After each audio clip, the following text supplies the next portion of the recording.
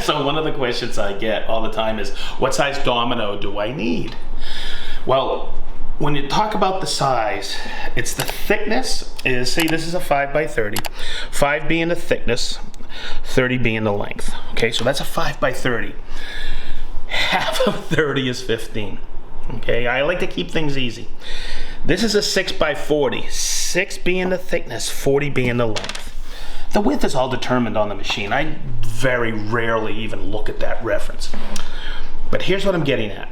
A lot of people have asked me over the years, hey, I go by the third, and a third rule. And what that is you take the thickness of your material and divide it by 3.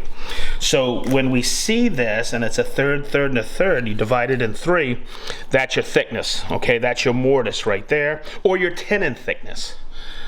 So think about it, if this is 18 millimeters, you're gonna choose a 6 by 40, aren't you? But I don't, okay?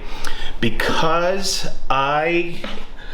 well, what's half of 40? It's 20. So this is how I would do it. I would go 20 and 20. But the problem is it'll poke through the outside of this butt joint. Now, could I do a variation and go 12 in here and 28 in here? That adds to 40. Or could I go 15 and 25? That adds up to 40. That's why we have those offsets.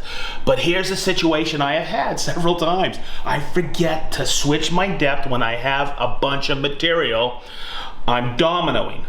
So I always choose, when I'm doing butt joints, not end to end like that, longer, but butt joints, I'm gonna go 15 and 15. So that's why I choose a 5 by 30. Hey, I hope this gets you wrapped around on what size tenon you should choose.